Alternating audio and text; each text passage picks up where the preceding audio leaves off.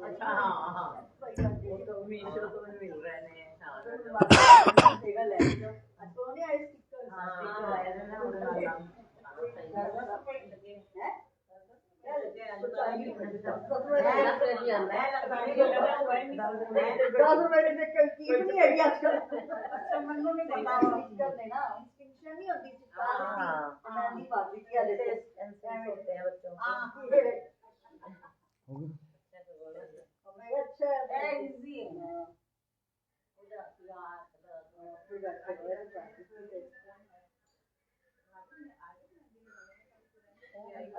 ओम का उच्चारण करेंगे 3 बार।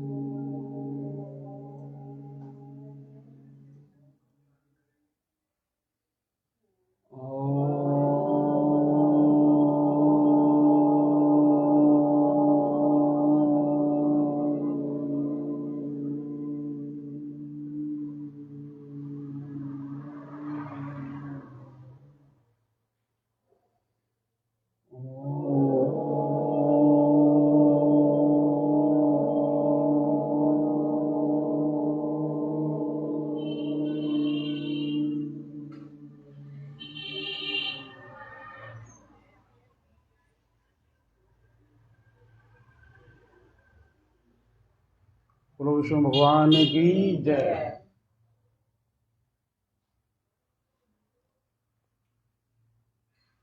कार्तिक मास में कल की कथा के बाद कल जिसमें कुछ नियम स्नान के बाकी रह जाए, जब हमें सुबह का जब अंतिम पहर चल रहा हो तो अपने इष्ट देव का कम से कम विचार करके उनका ध्यान करके तथा उन सभी दैनिक कार्यों को निवृत्त होकर दैनिक कृत्य मनोमूत्र त्याग करके उत्तरमुख होकर दांत तथा जिह्वा की शुद्धि के लिए वृक्ष के पास जाकर किसी भी वृक्ष के पास जाकर उसके दातुन लेकर उनसे प्रार्थना करते हुए कि आप मुझे आयु बल यश तेज संतति धन वैदिक ज्ञान तथा प्रज्ञा और धार्मिक शक्ति दे। ऐसा कहकर किसी वृक्ष से दातुन ले, दूध वाले वृक्ष की दातुन नहीं लेनी चाहिए। और इस प्रकार भगवान के नामों का उच्चारण करते हुए 2 घड़ी रहते जलाशय पर स्नान कर लें, वहाँ पर स्नान करें। तब कार्तिक का व्रत करने वाले को, पूरे महीने स्नान करने वाले को अपने गोत्र के अनुसार प्रतिदिन सुबह और शाम के समय अपने इष्ट का, भगवान विष्णु का या शिव का, अपने जो भी इष्ट हैं उनका सूर्योदय के समय उनका जरूर पाठ करना चाहिए। नहीं तो गायत्री का पाठ, संध्योपासना करनी चाहिए, विष्णु सहस्त्र नाम का पाठ करना चाहिए। उन्होंने बोला भोजन ग्रहण किसी समय भी अतिथियों को भोजन कराकर जो भोजन ग्रहण करता है वो भोजन अमृत समान होता है। जो मुख शुद्धि के लिए तुलसी का भक्षण करता है वो उत्तम है। फिर शेष दिन सांसारिक व्यवहार में व्यतीत करके सायंकाल में दोबारा से भगवान के मंदिर में जाएं। प्रतिदिन कार्तिक के नियम में ना, प्रतिदिन सबसे पहले जब कार्तिक की कथा शुरू होती है और सबसे कार्तिक मास की किसी भी किताब में, मतलब ये तो चलो इससे पुरानी मतलब 60-70 साल पुरानी भी किताब होगी,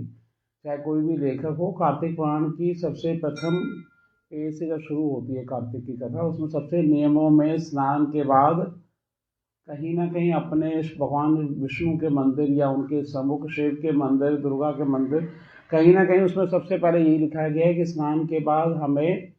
सबसे पहला नियम है भगवान की चर्चा या भगवान के विषय में जानते हुए या भजन करते हुए उनके सम्मुख मंदिर में जाके बैठना चाहिए। तो कार्तिक में देखो, हम स्नान करने वाले वैसे भी घर में रहकर, जो घर में अपना उठते हुए नहाकर दैनिक, बच्चे छोटे हैं या दैनिक कार्य ऐसे हैं कि मंदिर नहीं जा सकते या मंदिर जाने का समय नहीं मिलता, उस समय सुबह इतने सारे काम है कि मंदिर जाने का उस समय ही नहीं है, लेकिन कार्तिक का स्नान करते हैं, कार्तिक के स्नान का नियम पालन करने की कोशिश करते हैं। लेकिन एक नियम फिर भी उनका रह जाता है कि उनको अगर उस समय मंदिर नहीं जा पाते तो, जैसे अभी जो लोग लाइव सुन रहे हैं या जहाँ पे उनके उस समय जाने का अगर मुश्किल होता है कि उस समय मंदिर जा पाए, तो कम से कम बाद में अपने घर के पास किसी भी मंदिर में जाके दीप दान करना जरूर करना चाहिए। दीप यानी वहाँ पे जाके आरती करना या दीपक जलाना, वो जरूर नियम तुलसी के आगे दिया जलाना। तो ये पूरे महीने ये छोटे छोटे जो नियम हैं, ये नियम इसलिए बांधे गए हैं कि हमें प्रतिदिन याद रहे, क्योंकि हमें किस प्रकार कार्तिक में भोजन करना चाहिए, पूरे महीने को किस प्रकार हम उस सर्वोत्तम रूप में उसका सबसे ज़्यादा फायदा उठा सकते हैं। मतलब इतना ज़्यादा फायदा कि हमसे भोजन में भी कोई गलती ना हो, यानी खाना खाते समय भी हम किस प्रकार के भोजन के बारे में बताया गया कि जो भोजन हमें सबसे ज़्यादा फायदा करे या जिस प्रकार हमें भक्ति में लगाने में कम से कम नियम उसको कोई बाधा ना दे, उस प्रकार का भोजन। जिस प्रकार उन्होंने बोला कि कार्तिक मास में तेल किस प्रकार लगाना चाहिए, शरीर में जो तेल लगाते हैं या उस प्रकार तेल लगाने का, दूसरे का कभी भी दिया हुआ भोजन नहीं करना चाहिए। कार्तिक में किसी प्रकार का भोजन कहीं और नहीं जाके करना चाहिए। तेल अगर खाना है जिस प्रकार जिसमें ज़्यादा बीज हो, ऐसे फलों का सेवन ये नहीं करना चाहिए कार्तिक में। और चावल और दाल कार्तिक में त्याज्य है। इसके अतिरिक्त गाजर, बैगन, बासी अन्न, मसूर, कांसे के पत्र में भोजन, दुर्गंधित पदार्थ, किसी भी समुदाय का अन्न अर्थात भंडारा, शूद्र का अन्न, सूतक का अन्न और श्राद्ध का अन्न, ये कार्तिक में हमेशा त्याग करना चाहिए। किसी भी प्रकार का भोजन ग्रहण करते समय, क्योंकि भोजन अब रास्ते में कहीं भी ना भंडारा या किसी भी जगह कोई अगर करा भी रहा है तो हमें पता नहीं किस कारण से वो अन्न का दान कर रहा है, किसके निमित्त वो दान कर रहा है। तो कार्तिक में तो जरूर थोड़ा सा हमें ध्यान रखना है कि अगर हमें नहीं पता तो किस प्रकार भोजन का हमें सेवन करना है। कार्तिक में केला और आंवले के फल का दान करना चाहिए। शीत से अगर ठंड में जैसे कार्तिक का समय बढ़ता जाता है, ठंड बढ़ती जाती है, और गरीब और ब्राह्मण को कपड़ा दान करें। इस माह में जो व्यक्ति भगवान को तुलसी दल समर्पित करता है, रोज अगर तुलसी का पत्ता भगवान विष्णु को या शालिग्राम के समीप उनके रखता है, वह मुक्ति पाता है। जो कार्तिक की एकादशी को निराहार रहकर व्रत करता है, यानी पूरा एकादशी के व्रत में बिल्कुल कुछ ना खाकर वह पूर्व जन्मों के पापों से मुक्ति पा लेता है, उसके सभी प्रकार के पापों से मुक्ति पा लेता है। जो राह चलकर आए हुए थके मादी को, जो भी थका हुआ व्यक्ति है, थका व्यक्ति को अन्न का दान करता है, भोजन खिलाता है, पानी पिलाता है, करा के संतुष्ट करता है, वह अनंत पुण्य का भागी होता है। जो कार्तिक में भगवान विष्णु के मंदिर में या भगवान विष्णु की परिक्रमा करता है, उनकी मूर्ति की परिक्रमा करता है, उसके पग पग पर अश्वमेध यज्ञ का फल मिलता है। उसको अश्वमेध यज्ञ करने का जो फल मिलता है वो कार्तिक में भगवान विष्णु की परिक्रमा करने से मिलता है। तो जो कार्तिक में भगवान के मंदिर में सफाई आदि करवाकर ये या चूना लगाकर या उसको सुंदर बनाते हैं और बनाने में सहयोग करता है, उसे भगवान के निमित्त नए वस्त्र अलंकार भेंट किए जाते हैं और वो विष्णु भगवान के सदा समीप रहता है, आनंद का अनुभव करता है। उसी प्रकार कार्तिक में प्याज, शंख और सिंघाड़ा, सेज, बेर, कोई भी नशीली वस्तुएं, उसी प्रकार इन सब चीज़ों का उपयोग नहीं करना चाहिए। कार्तिक में व्रत करने वाला मनुष्य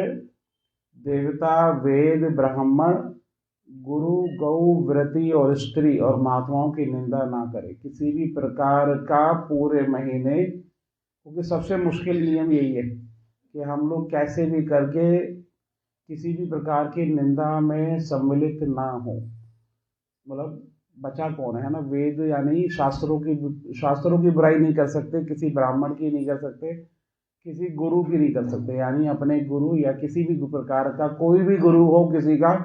उसकी नहीं कर सकते। या कोई ऐसा व्रती जो व्रत रोज करता हो उसका उपहास नहीं कर सकते,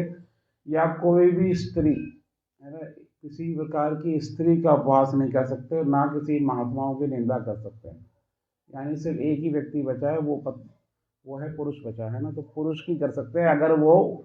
पति है, भाई है, कोई और है ना, तो उसकी बुराई के अलावा बाकी सबको मना कर दिया उन्होंने, है ना। मतलब देखो, ब्राह्मण को मना किया, गुरु को मना किया, लेकिन पति को नहीं किया, है ना, पति को नहीं किया, बाकी सबको मना। हाँ, मतलब स्त्री को भी कर दिया, हर स्त्री को भी मना कर दिया, मतलब एक स्त्री दूसरे की बुराई ना करे, है ना। स्त्री को भी कर दिया, गाय को कर दिया, गुरु को कर दिया, सबको मना किया, लेकिन पुरुष को छोड़ के, यानी ब्राह्मण और गुरु के अलावा कोई और पुरुष है उसकी बुराई कर सकते हैं। तो इस प्रकार कार्तिक में नरक चतुर्दशी के दिन यानी दिवाली से एक दिन पहले शरीर में जरूर तेल लगाना चाहिए। पूरे महीने अगर तेल नहीं लगाते या जो लोग तेल का उपयोग नहीं करते हैं शरीर पर, क्योंकि अब आज के समय हम लोग क्या है ना क्रीम ज़्यादा यूज़ करते हैं, तो उसमें उन्होंने लिखा, लेकिन फिर भी एक दिन शरीर में तेल का उपयोग जरूर करना चाहिए। इसके अतिरिक्त व्रती मनुष्य को किसी भी और दिन तेल नहीं ना भी लगाए तो भी चल जाएगा। और व्रती मनुष्य को चाहिए कार्तिक में चंडाल, मलिच्छ, पतित, व्रतहीन, ब्राह्मण द्वेषी और वेद बहिष्कृत लोगों से बातचीत ना करे। यानी जो हमारे धर्म की बुराई भी करता हो, या कोई ऐसा व्यक्ति जो नास्तिक हो या जिसको आदत हो कि धर्म की बुराई करने की, कि किसी भी प्रकार धर्म की बुराई करता है, तो ऐसी जगह पे उसे या तो उससे बात ही ना करे या ऐसी जगह से चला जाए। तो ये कार्तिक में जिस प्रकार के नियम बताए गए, उसी प्रकार कार्तिक के इन नियमों के साथ साथ उसमें दीपदान के बारे में जरूर बोला गया कि पूरे महीने कार्तिक में दीपदान की क्या क्या महत्व है, दीपदान करने का क्या महत्व होता है। तो स्त्रियों और पुरुषों ने जन्म से लेकर जो भी पाप कर्म किए हैं, यानी हमारे पिछले जन्म से लेकर इस जन्म में जो भी हमने पाप कर्म किए हैं, वो कार्तिक मास में केवल दीपदान करके नष्ट हो जाते हैं। यानी भगवान विष्णु की आरती करके या उनके आगे दिया जलाकर, या कम से कम जो लोग घर में हैं तो तुलसी माता के आगे दिया जलाकर। तो पूरे महीने इस प्रकार दीपदान में भी सुबह के समय दीपदान का अलग मतलब है, शाम के शाम जो अलग होता है, मंदिर में जलाना और मंदिर के बाहर जलाना, यानी आकाश को देखकर जलाना, दहरी पे जब गेट पे जलाना। तो हर दीपदान का महत्व अलग दिखा गया है। तो उसके बारे में उन्होंने कथा में भी बोला कि प्राचीन काल में द्रविड़ देश में एक बुद्ध नामक ब्राह्मण था। उसकी स्त्री, उसकी पत्नी दुष्टा और दुराचारी थी। उसके संग दोष से, साथ में रहने से, पत्नी इतनी दुराचारी थी कि उसके साथ में रहने से उसके पति की आयु क्षीण हो गई, यानी पति की आयु कम हो गई और वो मृत्यु को प्राप्त हुआ। तो पति के मर जाने पर भी वह इसी घृणित कर्म में लगी रही। उसने कोई भी पति के जानने के बाद भी कोई ऐसा कर्म नहीं किया, ना उसको ऐसा कोई देव कर्म नहीं किया। वो लोग फिर भी उसकी बुराई करते रहते थे और किसी भी प्रकार के उसको ऐसा कर्म करने तो कोई शर्म नहीं आती थी, कोई लज्जा नहीं आती थी। उसको ना तो कोई पुत्र था, ना कोई भाई था, ना कोई परिवार में ऐसा पुरुष था। वो सदा भिक्षा, यानी जो भोजन मिल जाता उसको, भोजन को इकट्ठा रखकर उसी को दिन रात खाती रहती थी, यानी भोजन बनाती भी नहीं थी। यानी जो भोजन आ गया उसी भोजन को 2 दिन 3, मतलब सुबह का भोजन शाम तक, शाम का अगले दिन तक, ताकि बनाना न पड़े, और जो मिल जाए उसी से जीवन चला रही थी। वह सदा भिक्षा के अन्न का भोजन करती। वह अपने हाथ से बनाए हुए शुद्ध भोजन को भी नहीं खाती थी, यानी कभी भोजन बनाने की कोशिश ही नहीं करती थी, और बासी भोजन को ही हमेशा ग्रहण करती थी। तीर्थ यात्रा से वो सदा दूर रहती थी। अगर कोई पड़ोस में, कोई परिवार में या कोई बोलता कि तीर्थ यात्रा पे जाना है, तो उसको भी वो हमेशा मना कर देती थी कि मैं किसी भी प्रकार की तीर्थ यात्रा में नहीं जाऊंगी। उसने कभी भी पास में किसी भी मंदिर में जाकर कथा प्रवचन भी नहीं सुना। यानी परिवार आसपास जहाँ भी कोई कथा या प्रवचन कार्तिक में या वैसे भी वर्ष भर में, तो ऐसे स्थान पे भी नहीं जाती थी। एक दिन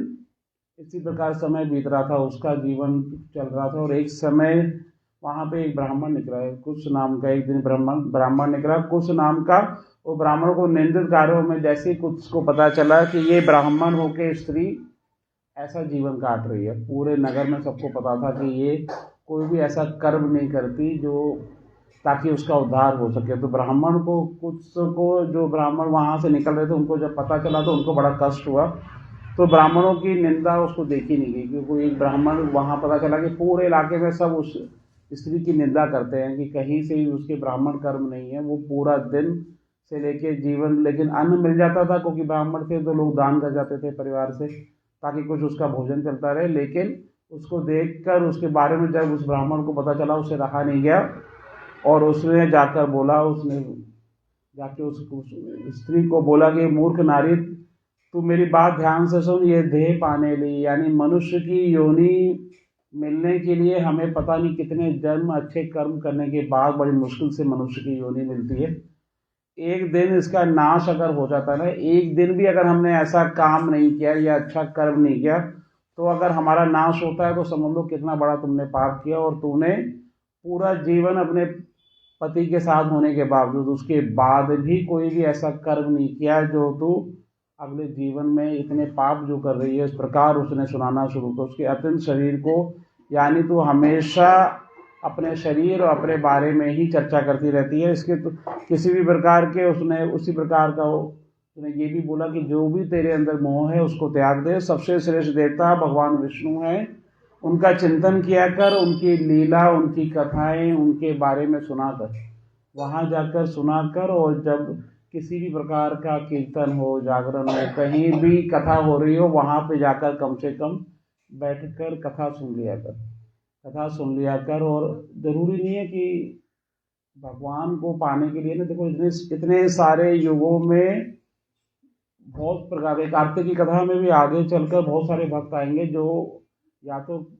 अपनी बुद्धि से इन्होंने भगवान को पाया, यानी धन से या बुद्धि से पाने वाले भगवान को बहुत कम है, गिनती से बहुत कम लोग ऐसे भक्त आए हैं जो उन्होंने अपनी बुद्धि या धन या तपस्या से भगवान को पाया होगा। यानी पूरे हजारों लाखों वर्ष तपस्या करके सतयुग से लेके हर युग में तब कहीं जाके भगवान ने दर्शन दिए।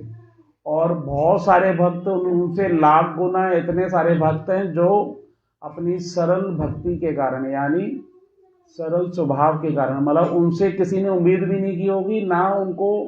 भगवान के प्रति कुछ ज्ञान था या भगवान के प्रति उनको ये पता था कि भगवान को पाना है, लेकिन भगवान उनकी उसी भक्ति में इतने ज़्यादा मतलब खुश हो गए और उनके पास आ गए, उनको दर्शन दिए। तो बहुत सारी ऐसी कथाएं आती हैं, कार्तिक में भी आती है, वो आगे चलकर भी आएगी, जिसमें राजा चोल के समय धर्मदत्त नाम के ब्राह्मण की कथा भी आएगी। और भी कथाएं आती हैं कि जिसमें उन्हें सरल भक्ति से, सरलता से जिन भक्तों ने भगवान को पूजा की या भगवान को पाया, उन्होंने भगवान ने आके उनको दर्शन दिया या उद्धार किया। क्योंकि ज्ञान होते ही ना हमें तर्क आ जाता है, जब भी हमें ज्ञान मिलता है ना तर्क आ जाता है। और तर्क यानी जो जितना ज़्यादा ज्ञानी होगा उतना ज़्यादा ही समय उसको भगवान मिलने में लगेंगे। जितने भी बड़े से बड़े ऋषि हैं या बड़े से बड़े गुरु हैं, महाराज हैं, ब्राह्मण हैं, या कोई भी ऐसा ज्ञानी व्यक्ति जो दिन रात शास्त्रों में या किताबों में पढ़ने के बावजूद भगवान को नहीं पा सकते। भगवान को पाने का सभी में जितने भी शास्त्र हैं सबसे एक ही तरीका लिखा हुआ है कि आपको अपनी सरल भक्ति यानी सरल स्वभाव को पाना पड़ेगा। जिन्होंने सरलता से, बहुत सारी कथाएं हैं जिसमें आगे चल के भी आएंगी, जिसमें एक और कथा है जिसमें रामदास नाम के एक जो जूता बनाने वाली है उसकी कथा भी बहुत पहले की ज़माने की कथा है, जिसमें एक गरीब व्यक्ति था, बहुत ज़्यादा गरीब, और ये भी सच्ची घटना है। ये साउथ के मेरे को जगह का नाम नहीं आ रहा, उस नदी के तट पे उसको सिर्फ कथा में, कहीं भी कथा होती थी ना तो वहाँ पे जाकर, मतलब एक तो जाति ऐसी निम्न जाति सा, तो उस समय पुराने समय में जाति का बहुत योग था कि आप कहीं भी जा रहे हो कहाँ बैठना है और किसके साथ बैठ गए, तो वो भी बड़ा महत्व है। तो वो हमेशा कथा में या कहीं भी कथा होती थी जाता भी था तो सबसे पीछे जाके पहले ही बैठ जाता था। और कपड़े भी ऐसे, क्योंकि जो मोची होता है ना, मोची मतलब उसका जूते बनाने का काम था, और इतना ही काम करता था कि जो एक समय बस अपने घर में भोजन मिल जाए उतना ही उसका, दिन भर में इतनी ही इनकम उसको पानी होती थी, इतना ही धन मिल जाए कि बस उसको पेट ना भर जाए, मतलब इतना धन मिले कि आज उसके संतान, उसकी बीवी और वो खुद भूखे ना सोए, सिर्फ इतना धन की लालसा मन में रखकर। और जैसे ही उसको पता चले कि कहीं पे कथा हो रही है या कहीं पे भागवत चर्चा हो रही है तो वो चुपचाप जाके बैठ जाता, मतलब इतना आनंद मिलता, खड़े होके नृत्य करने लगता और फिर बैठ जाता। उसको ना भजन का अर्थ पता, ना वो कथा किस चीज़ की है, कौन से भगवान के बारे में बात हो रही है, क्योंकि ज्ञान बिल्कुल मूर्ख, जिसे कहे ना बुद्धि से भी मूर्ख और कर्म से सिर्फ जूते बनाने का काम। सुनते आंखों से आंसू आते, भजन में नृत्य करता और आ जाता। कुछ भी ज्ञान की बात सुन, मतलब समझना तो बहुत दूर की बात है, मतलब तर्क आना, कथा समझना और भगवान के बारे में सुनना और समझना तो एक अलग लेवल आ जाता है कि हम चलो समझ रहे हैं, या कार्तिक के जैसे अभी हम नियम पे चर्चा कर रहे हैं तो समझ में आ रहा है कि चलो ये करना, उसको कुछ भी नहीं पता, लेकिन इतनी बुद्धि नहीं है कि क्या करना है, कैसे मिलना है, कौन भगवान, लेकिन उसको बस सुनने में अच्छा लगा और उसको लाइन बोलता रहता, भजन कहीं सुन लिया होगा और वो भजन की ये लाइन उसको पसंद आ गई और उसने अपने मन में रख ली और दिन भर इसी लाइन को जब समय मिले, जैसे खाली हो, थोड़ा समय मिलता था वैसे ही ये करता और गाता और घर आता, भोजन खाने के बाद फिर बैठ जाता। और ये किसी भी प्रकार का मूर्ति का नहीं पता कि किसका ध्यान करना है, लेकिन इतना बस इसी को आनंद में और इसी को बोलते बोलते उसका जीवन कट रहा था। और एक समय पास में जो नगर, उसी नगर में एक बहुत बड़े सेठ के यहाँ पे ना चोरी हुई और दो तीन चोर वहां से चोरी करके निकले। तो चोरी में उन्होंने बहुत सारा धन सब चीजें लेकर चोरी करके तुरंत बाहर निकले, एक जगह बैठ के बंटवारा किया। तो जिस एक तीन चोर में से जिसके हिस्से में मंदिर और शालिग्राम आया, तो अब शालिग्राम को देखकर उसने कुछ बोला नहीं, बोला पता नहीं कौन सा पत्थर हाथ में आ गया ये, एक और बोला लेकिन अब क्या करूं, चलो मंदिर मिला है तो साथ में सोने का वो सब जो हीरे जवाहरात जो भी बांट कर सब लोग अपनी अपनी दिशा में निकल गए। तो जो जिसके हाथ में वो शालिग्राम का पत्थर आया उसको भी नहीं पता था ये शालिग्राम कौन है, यानी ये भगवान विष्णु का जो रूप है उसको उसके बारे में भी नहीं पता। और वो उस शालिग्राम के पत्थर को हाथ में उछालता हुआ चाह रहा था, बोला इसका मैं क्या करूं, लेकिन पत्थर देखने में जरूर मजबूत है, कह रहा पत्थर देखने में इतना अच्छा लग रहा है कि कम से कम ले चलते हैं, शायद कभी रास्ते में या किसी को देने के काम आएगा या कहीं पे फेंक दूंगा, ये सोच के चलता हुआ जा रहा था। तो रास्ते में रामदास उसके लिए पत्थर पे घिस रहा था। तो उसने बोला इसका मतलब इस पत्थर की ज़रूरत ना इसको हो सकती है, कोई ऐसा व्यक्ति तो है कम से कम पत्थर की ज़रूरत है। तो वो उस रामदास के पास गया, बोला देखो मेरे पास एक ऐसा पत्थर है जो तुम्हारे बहुत काम आएगा, जो तुम धार लगाते हो अपने सामान में, औजार में, इस पे धार लगाना, इस पे बहुत तेज धार आ जाएगी, धार भी अच्छी आएगी और तो, लेकिन मैं इसको फ्री में नहीं दूंगा, इसके लिए तुम्हें मुझे कुछ देना पड़ेगा। तो रामदास ने बोला ठीक है कोई बात नहीं, पत्थर देखा और शालिग्राम को ले लिया और बदले में उसने एक जोड़ी चप्पल दे दिए, जो दिन भर में बेचारा है कभी बना के 2-4 दिन में एक जोड़ी चप्पल बनाता था बेचने के लिए, वो उसने बदले में शालिग्राम को उनको दे लेकर और चप्पल भी दे दी और चोर लेके चप्पल लेके भागा। उसने बोला चलो चप्पल मिली, ये पत्थर से छुटकारा मिला। और अब रामदास को शालिग्राम तो मिल गए, लेकिन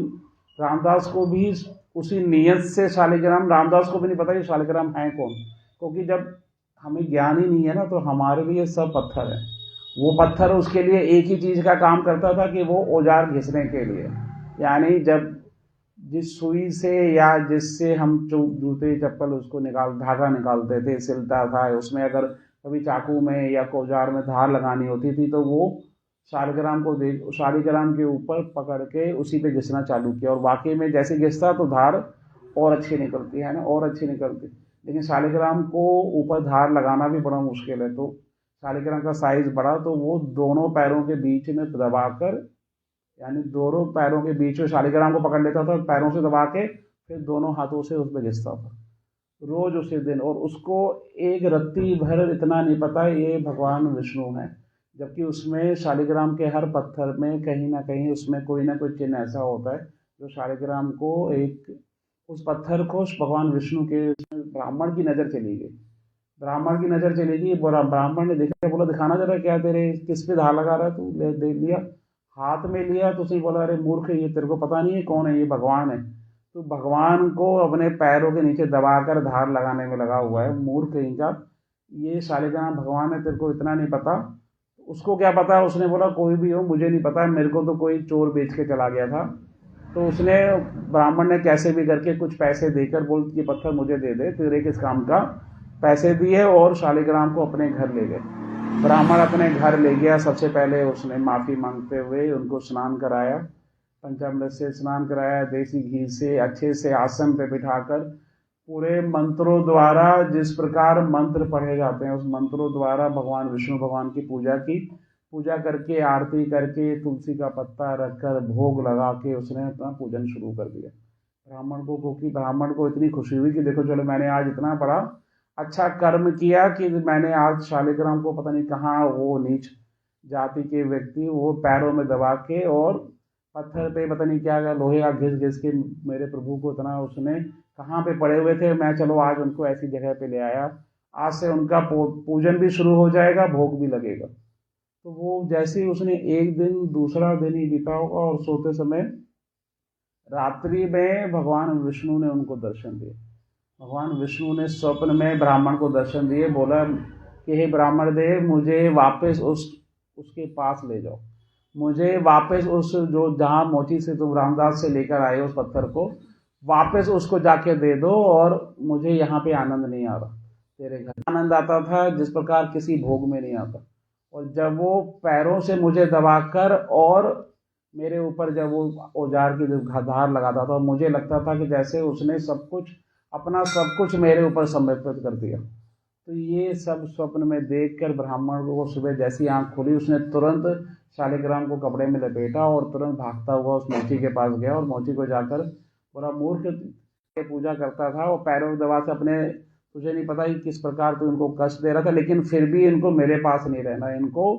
तेरे पास, तेरी जिस प्रकार तू सेवा करता है तेरे को ये नहीं पता, लेकिन इनको फिर भी तेरे पास रहना है। उन्हें ब्राह्मण ने वापस उनको दे दिया, रामदास को, शालिग्राम को, और शालिग्राम को लेकर तब उसको पहली बार पता चला ये भगवान है, ये मूर्ति, ये जो पत्थर है जिसको वो इतने समय से पैरों से दबा के धार लगा रहा था, तब उसको पहली बार पता चला भगवान है। और वो ले गया अपने घर में जाके रखा और फूट फूट के रोने लगा और बोला कि हे प्रभु, मुझे नहीं पता था कि आप मेरे पास थे और मैं आपका इतना अपमान कर रहा था, मुझे बस, और इतना रोते हुए कि मेरे से इतनी बड़ी गलती हुई, मैं पैरों से दबा के आपके ऐसे जिस प्रकार आपका अपमान किया, मुझे नहीं पता कैसे भक्ति करते हैं, मुझे कैसे मंत्र बोलते हैं, मुझे कुछ भी नहीं पता, लेकिन फिर भी आपको मेरे पास क्यों रहना है, आपको मेरे पास ही क्यों वापस आना था, क्या पसंद था मुझे ये नहीं पता। और लेकिन मन में वो बात करते करते इतना मूर्ख है कि उसको लगा कि भगवान तुरंत आ जाएं और उससे बात करें, तुरंत वहीं पर आएँ, उससे बात करें, और चीख चीख के गाने लगा और रोने लगा और भगवान को याद करने लगा कि उसके बीवी बच्चे पड़ोसी सब परेशान हो गए, तेज तेज आवाज़ आने लगी उसके रोने की, और उसके वही सर बोलता, वही गाता रहता कि मैं जैसा भी हूँ मैं तेरा हूँ, और मैं जैसो मैं तेरो करते हुए रोते हुए वो तेज तेज चलाने लगा कि लोगों को लगा पागल है, या तुमसे मिले तुम इतना क्यों पागलपन कर रहे हो, इसको छोड़ो, अपना काम करो। लेकिन उसको कुछ समझ नहीं, उसको आज ही ऐसे मन में इच्छा आ गई कि मुझे इतने समय से भगवान मेरे पास थे तो मेरे सपने में क्यों नहीं आए, मुझे क्यों नहीं बताया कि मैं भगवान हूँ, और मेरे को बता देते जब मेरे पास थे। उस ब्राह्मण को फिर भी सपने में जाके बोल दिया कि मेरे पास वापस दे जाओ, लेकिन दर्शन तो ब्राह्मण को सपने में दिया, मुझे क्यों नहीं दिया। उस मूर्ख को उसी को गाते हुए पूरा रोने लगा, रोते रोते भगवान विष्णु तक जब पता चला, भगवान विष्णु ने एक ब्राह्मण का वेश धारण करके उसके पास जाके बोला, समझाया कि हे रामदास, तू क्या कर रहा है, क्यों परेशान है। उनकी बात सुनी, बोले मुझे नहीं पता, लेकिन मुझे दर्शन चाहिए, मुझे बस ये पूछना है कि उन्होंने ऐसा क्यों किया, ऐसा मेरे साथ क्यों किया। और अपना, और रोते रोते पागलों की तरह, ना उसके पास भोजन, ना शरीर पे वस्त्र, नहान, मतलब कुछ भी नहीं। आप वस्त्र देखकर भी लोगों को घृणा आता है, मतलब इतने फटे पुराने, लेकिन भगवान को फिर भी वहाँ पे ज़्यादा आनंद आ रहा था, अपना घर में सब छोड़ के। तो अंत में जब ब्राह्मण के समझाने पर भी नहीं समझे तो भगवान विष्णु ने उसको दर्शन भी दिए, और दर्शन देने के बाद जैसे ही उसने दर्शन लिए वो रोने लगा, और उसने पूछा, बोला लेकिन तेरी भक्ति में मुझे ज़्यादा आनंद आता था जब तू रोते हुए दिन भर, जब भी तेरे को समय मिलता है, जूते बनाते हुए भी तू मेरा नाम ले लेता था, मेरा नाम लेता, और जब भी तेरे मुख से मेरा नाम निकलता, तेरी आत्मा से, आंखों से जो आंसू निकलते थे ना, वो आंसू जब मेरे ऊपर पत्थर पे गिरते थे तो मुझे इतना आनंद उसमें नहीं आता था किसी और भोजन में, लेकिन उस आंसू से मेरे को तृप्ति मिल जाती थी। तो वो उस प्रकार की, ये मतलब जो सच्ची घटनाएं पूरे शास्त्रों में, कहानियों में जो लिखी गई है ना, तो वो कारण यही है कि जो ऐसे भक्त, मतलब बहुत सारे हैं, मतलब आगे कार्तिक में तो बहुत सारे आएंगे, कथाओं में भी आएंगे, जिन्होंने, क्योंकि हम लोग ना जब भी जैसे ही पता चलता है ना कि ये मूर्ति है, ये वस्त्र है, ये दान करना है, ये भोजन है, ये तिलक लगाना है, और माथे पे जाके, मतलब जब हमारे मन में पता होते हुए भी भगवान है, लेकिन ये भी हमें पता है ये पत्थर है, मतलब इतना ज्ञान हमें सबको है कि ये सब मूर्तियां हैं, और ये सब हमें भी पता है, हम इनकी पूजा भी कर रहे हैं, लेकिन मन में कहीं ये भी पता है कि अरे ये मूर्ति है, इतना जो बीच का अंतर है ना ज्ञान में, जो हमारा बीच का अंतर है कि जो हमें ये बीच में ज्ञान दे देता है ना कि ये मूर्ति है, कहीं ना कहीं हम वहाँ पे हमारा भक्ति है ना वहीं पर विफल हो जाती है। रामदास को जब पता चल गया वो भगवान है, फिर भी वो अपने पास रखकर उसको उनको हाथ में लेके जब रो रहा था या उनको याद कर रहा था, उसने तब भी ये नहीं सोचा ये पत्थर है। मतलब उसके मन में जैसे ही ब्राह्मण ने बोला ना ये भगवान है, तो उसने उसी क्षण से उस पत्थर को भगवान मान लिया। उसने 1% भी, जबकि उसी पत्थर को वो इतने समय से पैरों में दबा के घिस रहा था। मतलब जिसको आप अगर घर में कोई सिलबट्टा है, पहले जमाने में सिलबट्टा होता था ना जो चटनी पीसते थे जिस पत्थर से, हर घर में हर परिवार में होता था। अगर कोई आके ब्राह्मण या कोई भी गुरु बोल दे ये भगवान है, तो 90 क्या है 100% हम लोग नहीं मानेंगे वो पत्थर को, क्योंकि हमें पता है कि हम पूरे साल भर उसी से चटनी पीस रहे हैं, है ना, तो वो भगवान कैसे हो सकता है। लेकिन रामदास को जब, उसके लिए तो वो पत्थर उसी समान था। वो पैरों में दबाकर जब उस धार लगा रहा है, उससे अपना रोजी रोटी चला रहा है, लेकिन उसको इतना पता है मैं उसको किस काम से यूज कर रहा है। लेकिन जैसे ही उसको पता चला ये यही भगवान है, तो उसने उसको भगवान मान लिया। मतलब उस भक्ति को, उसको सरलता कहते हैं कि आपको पता चला, लेकिन उसने तब भी उसी क्षण उसको, उस पत्थर को, शालिग्राम को भगवान मान लिया, और वो जिद पे आ गया कि दर्शन करने, और भगवान ने दर्शन भी दिए। तो वो सरलता की, जो भी बोला उसको मान लेना, ये भी बड़ा मुश्किल काम है ना, क्योंकि हमारे दिमाग में तुरंत तर्क आ जाएगा। क्योंकि अगर जैसे हम बोलते हैं ना ये भगवान, ये मूर्ति है, या ये विष्णु है, या शिव है, लेकिन हमारे मन में ये अंदर से जरूर पता है कि ये पत्थर है। ये कौन से पत्थर है? ये पत्थर है, इनका मेकअप है, ये वस्त्र पहनाए हुए हैं। तो वो बस जो थोड़ा सा अंतर है ना कि हम या तो भगवान मान लें, या फिर जो हमारी भक्ति हमें ये ज्ञान दे देती है ना कि ये पत्थर भी है, उसी लिए हमें अंदर से ये भी पता है हमें नहीं मिलेंगे, हमारे कर्म ऐसे नहीं है। मतलब सबके मन में ये भी है कि हमारे कर्म ऐसे नहीं है कि भगवान हमें मिल जाएंगे। बस वही जो थोड़ा सा अंतर है कि क्यों नहीं मिलेंगे, क्योंकि हम भोग लगाते समय, उस समय हम लगा रहे हैं, लेकिन हमें ये भी पता है कि भगवान खाएंगे तो नहीं। मन में ये भी पता है ना, हमें ये भी पता है कि हम सामने मिठाई जब पंडित जी को देते हैं कि पंडित जी भोग लगा दो, तो ये भी पता है कि जो भी मिठाई भोग लगेगी वो पंडित जी या तो अपने लिए रखेंगे, लेकिन मूर्ति को, भगवान को नहीं मिल रहा है। मतलब फिर भी हम भोग लगाएंगे, लेकिन क्योंकि हमें पता है कि भोग लगाना है, वो नियम है। हम भोग रखते हैं, और भोग रखने के बाद हमें पता है कोई और नहीं खाएगा, ये तुरंत हमें लेके जाना है, ये हमें लेकर जाना है। और हमें उनके सामने हट पे बैठकर इतना क्षमता ही नहीं है कि हम हट पे बैठ जाएं कि आपको खाना ही पड़ेगा, आपको आज आना ही पड़ेगा, और इसको ही आप ही खाओगे। ना उस लेवल पे हम सोच सकते हैं, ना कभी हट करेंगे ना, क्योंकि हमें पहले से ही पता है कि ये भोजन जो भोग हमें लगाए, ये या तो पंडित जी लेंगे या हमें वापस उठा के लेकर जाना है। तो इतना जो अंतर है ना, यही भक्ति में जो, जिनका नाम अमर हो गया ना, जिनके कथा, मतलब किताबें, मतलब बहुत सारी किताबें, एक नहीं, भक्तमाल करके ऑनलाइन एक सीरीज आती है किताबों की, जिसमें 1 2 3 ऐसे अध्याय, मतलब उसकी इतनी मोटी मोटी कथा बुक है, जिसमें सिर्फ भक्तों के बारे में लिखा है, भक्तों की कहानियां, उसमें कुछ भी नहीं है, सारी सच्ची घटनाएं, सारे सच्चे जितने भी आज तक बहुत सारे भक्त हैं, उनकी घटनाओं के, उनके जीवन में कैसे उन्होंने भगवान को पाया, किस प्रकार। तो उन सबका सार यही है कि उनकी भक्ति बहुत सरल थी, बहुत सरल थी, और उनका जो हमारा और उनके में बस इतना ही अंतर था। हमें ये पता है ये भगवान है, और हमें ये भी पता है ये मूर्ति है। बस वो जो अंतर है ना, उसी को मना बना, मथुरा वृंदावन, वहाँ पर कितने सारे कहीं ना कहीं जाके दर्शन किसी प्रकार से दे दिए। उनकी भक्ति, मतलब उनको, मतलब उस समय तक भी भगवान मिले, और आज भी बहुत सारे ऐसे होंगे जो जिनको भगवान मिल जाते होंगे। लेकिन अगर कोई आके मतलब हमें आगे बोल देगा ना कि आज हमें भगवान ने दर्शन दिया, तो हम भी ये बोलेंगे ये पागल आ गया, ये पागल है, ये मूर्ख है कि इसको भगवान कैसे मिल गए, है ना। ये 1% भी इतना विश्वास नहीं कर सकते कि सच में भगवान आके मिल भी सकते हैं। तो बस इसी प्रकार कार्तिक में इन्हीं नियमों को बताया गया। कार्तिक के सबसे पहले पेज में ये लिखा था कि कार्तिक में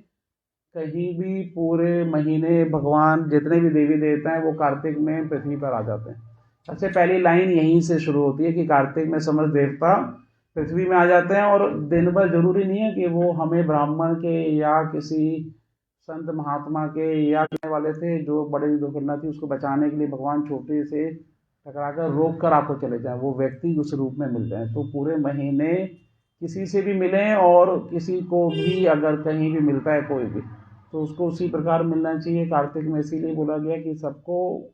भगवान की नज़र से भगवान और देवताओं को सम्मान कर ही दर्शन करना चाहिए, उनको वैसे ही बात करना चाहिए। तो आगे की कथा कल करेंगे कि आकाशदीप किस प्रकार उस आगे चल के उस ब्राह्मण के जो स्त्री के बारे में उसने जैसे सुधरी और उसने पूजा करना शुरू किया, और किस प्रकार उसको मुक्ति मिली, और दीपदान का महत्व किस प्रकार का है। बोलो विष्णु भगवान की जय।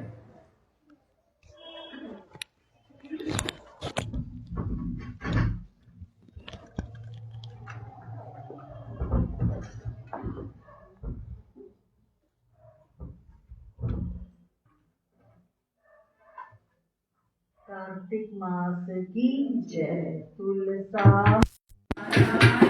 नमो नमो, ठाकुर पटरानी नमो नमो, तुलसा महारानी नमो नमो, ठाकुर पटरानी नमो नमो, विक्रमादित्य नमो नमो, ठाकुर बनवाये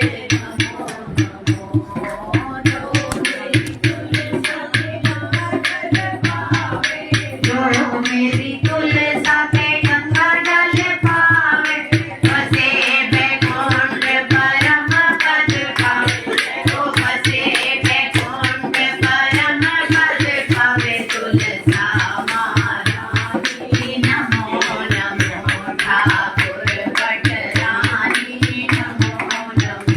विक्रम दिए जाए, तो बसे बैकुंठ परम पद पावे। तुलसा महारानी नमो नमो, ठाकुर पटरानी नमो नमो, विक्रम दिए जाए नमो नमो।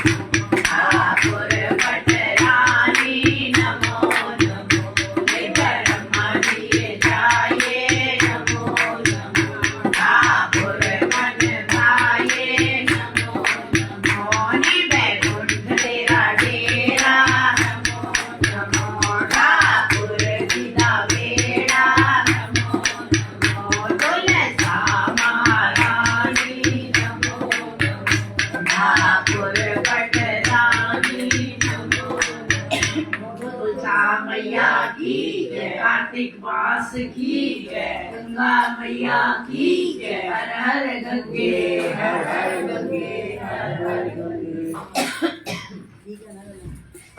बहुत अच्छा है।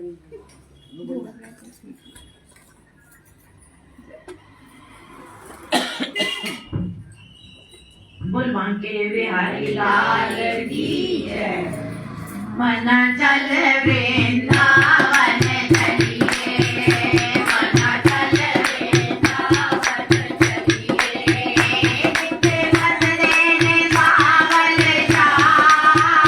जिते बस देने बेपरवाह, मन चल वृंदावन चलिए, मन चल वृंदावन चलिए, और जिते कोई सेना साधना